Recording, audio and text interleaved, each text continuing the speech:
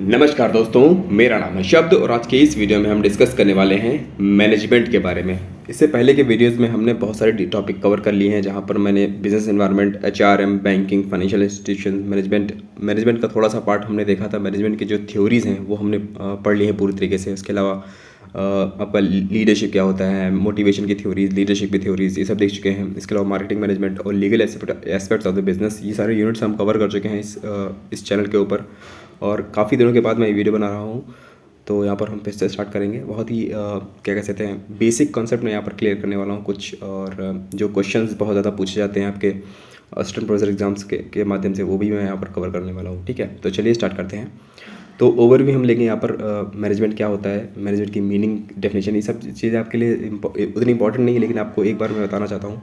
और इसके अलावा कैरेक्टरिस्टिक्स थोड़ा सा और डिटेल में जानेंगे। इसके अलावा लेवल्स के बारे में आप सबको पता होगा, ठीक है, वो भी हम समझेंगे। लेकिन लास्ट में जो आपका टॉपिक है फंक्शंस ऑफ मैनेजमेंट, ये सबसे इंपॉर्टेंट टॉपिक है इस वीडियो का। फंक्शंस, मैनेजमेंट के फंक्शंस जो है वो किस किस ऑथर ने किस किस तरीके से दिए हैं, वो हम यहाँ पर डिफाइन करेंगे। तो चलिए स्टार्ट करते हैं। सबसे पहले management is a very popular term, सब जानते हैं मैनेजमेंट के बारे में। आप हम बोलचाल की भाषा में लोग कहते रहते हैं कि हम करते हैं प्रबंध। जैसे प्रबंध यहाँ पर है, मैनेजमेंट का मतलब है करते हैं प्रबंध वाला, प्रबंध करते हैं। प्रबंध का मतलब क्या होता है? मैनेजमेंट का मतलब होता है कि हम अपना बेस्ट अपनी जगह पर, ठीक है, सबसे एफिशिएंट और इफ़ेक्टिव तरीके से हम यहाँ पर काम करें। देखिए, यहाँ पर दो शब्द इंपॉर्टेंट है, इफ़ेक्टिवनेस और इफ़िशिएंसी। इफ़ेक्टिवनेस का मतलब है कि जो आप काम कर रहे हो वो इफ़ेक्टिव है, काम आपका हो गया है, तो ये इफ़ेक्टिवनेस होगी। और वो काम आपका इफ़िशिएंसी से हुआ है। इफ़िशिएंसी का मतलब होता है कि कम रिसोर्सेज के साथ में, मान लीजिए आपने बहुत कुछ दांव पर लगा दिया एक काम को करने के लिए, तो आपका वो काम मैनेजमेंट नहीं अच्छा हुआ, इसका मतलब है। मैनेजमेंट अच्छा तब माना जाता है जब आपका काम इफेक्टिव तरीके से हो और एफिशिएंट हो। एफिशिएंट का मतलब है कम रिसोर्सेज में, और इफेक्टिव मतलब काम पूरा हो जाए, ठीक है, जो सोचा आपने, जो प्लान किया आपने, वो हो जाए, उसको बोलते हैं इफेक्टिवनेस। और जो काम आप कम रिसोर्सेज के साथ में करते हो, कम से कम आपका जो रिसोर्स लगता है, जैसे कि कम से कम आपका टाइम लगे, कम से कम आपका पैसा लगे, कम से कम आपका एफर्ट लगे, तो इसको हम बोलते हैं एफिशिएंसी, ठीक है। तो ये चीज़ होती है। तो मैनेजमेंट का काम यही है कि हम यहाँ पर एफिशिएंट तरीके से काम करें। तो एक यहाँ पर हॉराल्ड कुंटज और हेनरिच वेल्विच की जो डेफिनेशन है, management is the process of designing and maintaining an environment in which individuals working together in groups efficiently accomplish selected aims। वही है आपका जो सिलेक्टेड एम्स है, आपके जो आप जो पाना चाहते हो वो आप अचीव करो मिलकर, ग्रुप बनाकर और एफिशिएंटली, ठीक है, यही बात है यहाँ पर। एफिशिएंटली का मतलब ये है कि रिसोर्सेज आपके कम से कम लगने चाहिए, ठीक है। आपका मैनेजमेंट तभी बेहतर माना जाएगा, आपका काम एफिशिएंट होगा और इफेक्टिव होगा, ठीक। तो उम्मीद करता हूँ ये चीज़ आपको क्लियर है। इसके बाद हम बात करते हैं कैरेक्टरिस्टिक्स की। तो मैनेजमेंट बहुत ही ज़्यादा वास्ट सब्जेक्ट है, आप देखते ही होंगे, आप आम बोलचाल की भाषा में इसको यूज़ करते हो। और इसकी बहुत सारी डिग्रीज़ भी हैं, जैसे MBA है, BBA है, सारे मैनेजमेंट के ऊपर ही है। मैनेजमेंट एक सब्जेक्ट है बहुत बड़ा, जो नेट में भी आता है। जैसे आप कॉमर्स में पढ़ रहे हो, इसका एक अलग से सब्जेक्ट भी है, मैनेजमेंट के अंदर भी नेट होता है। तो मैनेजमेंट बहुत ही बड़ा सब्जेक्ट है, बहुत ही बड़ा टॉपिक है। तो इसकी कैरेक्टरिस्टिक देख लीजिए। तो management is a goal oriented process. यहाँ पर हम कुछ गोल्स बनाते हैं, कुछ एक चीज़ है, कोई एक स्टेटेड गोल्स होते हैं हमारे कि हम ये अचीव करना चाहते हैं। तो उन गोल को पूरा करने के लिए मैनेजमेंट की जाती है। ऐसा नहीं कि कुछ भी मैनेज कर लिया, ठीक है। तो मैनेजमेंट का मेन उद्देश्य यही होता है कि हमको अपना गोल पाना है, तो वो मैनेजमेंट का मेन एम है, ठीक है। कैरेक्टरिस्टिक इसकी यही है। Management is all परसवेसिव।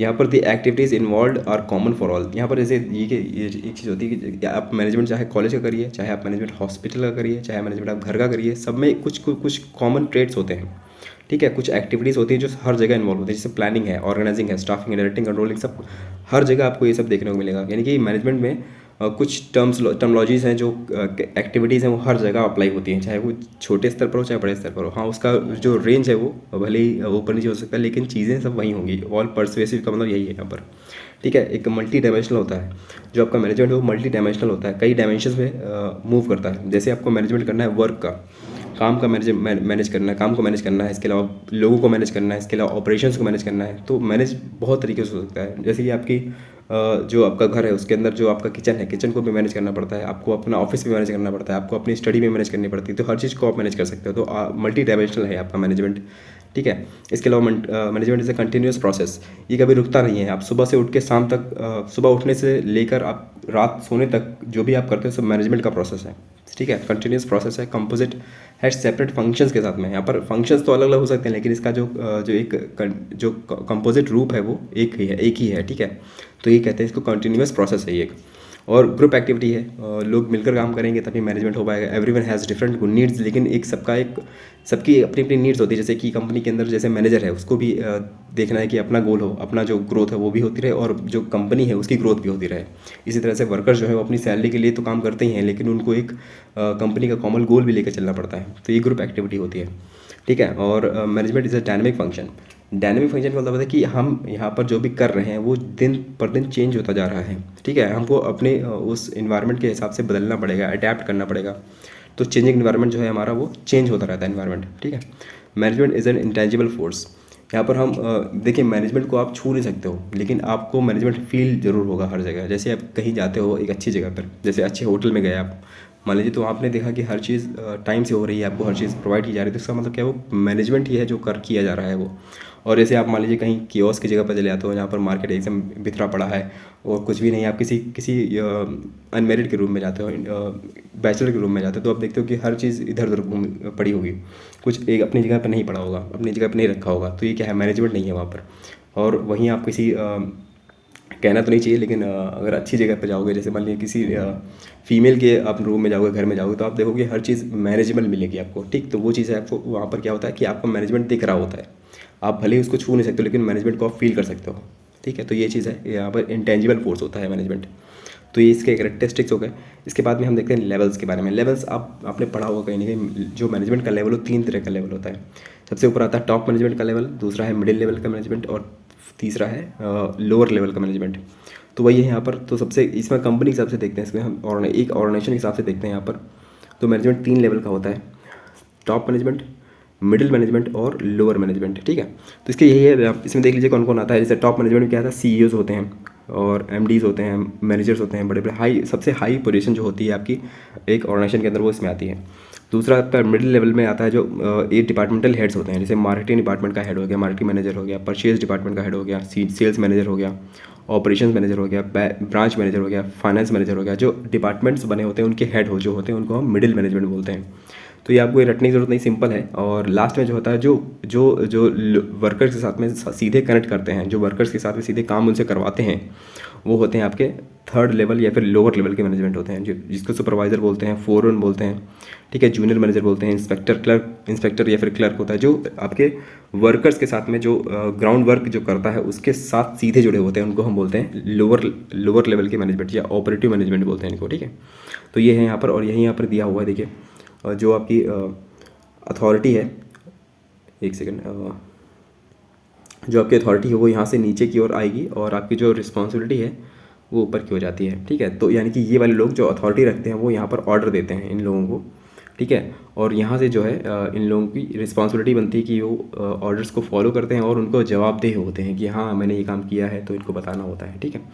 तो ये अथॉरिटी आपकी डाउनवर्ड की तरफ आती है और आपकी रिस्पॉन्सिबिलिटी जो है वो ऊपर की तरफ जाती है, ठीक। तो ये सिंपल है, इस पर बहुत क्वेश्चंस बनते हैं, आपको यहाँ पर कंफ्यूज नहीं होना, सिंपल है, ठीक है, बहुत ही आसान है।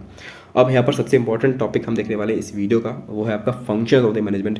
तो मैनेजमेंट के बहुत सारे फंक्शंस हैं, मेन फंक्शन मैं आपको यहाँ पर बताऊँगा, और बहुत सारे राइटर्स एक्सपर्ट्स ने अपने हिसाब से जो फंक्शंस हैं वो बताए हैं, वो यहाँ पर इंपॉर्टेंट है आपके लिए, ठीक है। तो सबसे पहला है आपका पीटर एफ ड्रकर ने जो आपके फंक्शन बताए वो है ऑर्गेनाइजिंग, ऑब्जेक्टिव सेटिंग, या ऑब्जेक्टिव सेटिंग को आप प्लानिंग भी बोल सकते हो, ठीक है। प्लानिंग है, डिसीजन मेकिंग है, और ऑर्गेनाइजिंग है, और मोटिवेटिंग है, ठीक। देखिए एक चीज़ याद रखिएगा, यहाँ पर जो ये मैं फंक्शन बता रहा हूँ इनके हिसाब से, तो वो क्वेश्चंस कभी कभी पूछ लेता है कि आप बताइए कि पीटर ड्रकर ने कौन कौन से फंक्शन बताए हैं, या फिर जो लूथर गुलिक है उन्होंने कौन से फंक्शंस बताए हैं, ठीक है। तो इंपॉर्टेंट हो जाता है आपके हेनरी फ्यूल ने कौन से फंक्शन बताए हैं।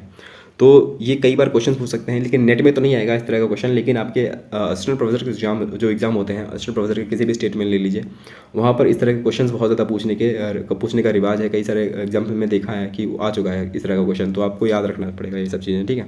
तो बेसिक आपको याद रखना। सबसे इंपॉर्टेंट जो है आपका लूथर गुलिक का है। लूथर गुलिक ने पोस्ट कॉर्ब दिया है, पोस्ट कॉर्ब, ठीक है। इसका फुल फॉर्म देख लीजिए। पोस्ट कॉर्ब का सबसे ज़्यादा डिटेल्ड यहाँ पर इन्होंने फंक्शन बताए हैं, वो आपका पोस्ट कॉर्ब, ठीक है।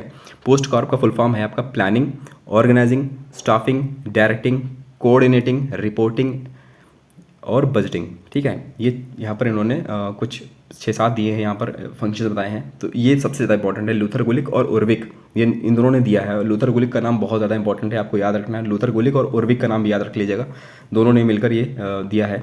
इसके अलावा पीटर ड्रकर ने बताया है ऑब्जेक्टिव सेटिंग, ठीक है, ऑब्जेक्टिव सेटिंग ऑफ प्लानिंग बोल सकते हो, डिसीजन मेकिंग, ऑर्गेनाइजिंग और मोटिवेटिंग, ठीक है। तो ये है यहाँ पर कुंटे जो डोनल ने planning, organising, staffing, leading and controlling बताया है। इसके अलावा हेनरी फ्योल ने भी बताया है planning, organising, commanding, coordinating and controlling, ठीक है। आपको यहाँ पर ये ऐसे याद रखना पड़ेगा, ठीक है। दूसरा है आरसी डेविस। आरसी डेविस ने भी प्लानिंग, ऑर्गेनाइजिंग और कंट्रोलिंग 3 ही दिए हैं यहाँ पर। इसने आरसी डेविस ने सिर्फ 3 फंक्शन दिए हैं, 3 फंक्शंस बताए हैं, क्या, प्लानिंग, ऑर्गेनाइजिंग और कंट्रोलिंग, ठीक है। फिर ईएलएफ ब्रेच ने भी planning, organising, motivating, coordinating and controlling बताया है।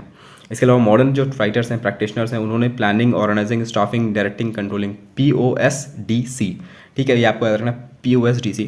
तो इस तरह से आपको यहाँ पर कुछ एब्रिवेशंस बना के यहाँ पर याद करना पड़ेगा। सबसे ज़्यादा सिंपल जो एब्रिवेशन है वो आपका पोस्ट कॉर्ब है, POSDCORB, planning, organising, staffing, directing, coordinating, reporting और बस्टिंग। तो ये है आपका। इसके अलावा भी कुछ और भी हो सकते हैं, लेकिन जो सबसे इंपॉर्टेंट मुझे लगे यहाँ पर मैंने वो डाल दिए हैं आपके राइटर्स या थिंकर्स। तो इसके हिसाब से आपको याद रखना चाहिए। और इसके बाद के वीडियो में हम यहाँ पर जितने भी फंक्शंस हैं उनको डिटेल में एक एक करके देखेंगे। जैसे हम पहले प्लानिंग के ऊपर वीडियो बनाएंगे, इसके बाद का जो वीडियो होगा हमारा वो होगा प्लानिंग के ऊपर।